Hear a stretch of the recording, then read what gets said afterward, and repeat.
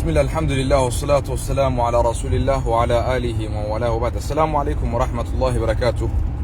وردفتوتا داوتوتا خينيا خنفقو فيديو جرتن بينسا جوار ما مدفارا والقبتي يروا ما تنخيستي همباني جرنا برجاجو يتني نمالي برجاجو يسنا غرينا ما بهان جتني ورمت أنسا جرتن همباني akka bahan mootummaan gara TV isaaniitiin ibsalatee jira malee hin baane. Just to let you know, take it easy guys, come on. Hin baane.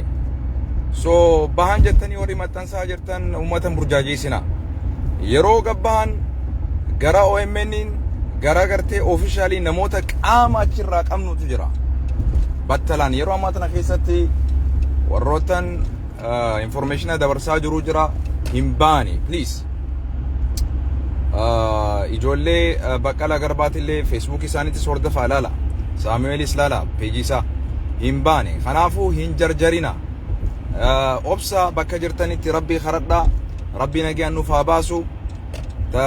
Sanii achi immoo hundi keenya akka Oromootti namni dhimmi Oromoo fi Oromiyaa isaa yaachisu waa'ee bahiinsa isaanii akkuma gammannutti eegumsa isaanii irratti cimnaan yaadda'uun waan dandeenyu mala godhuun barbaachisaadha.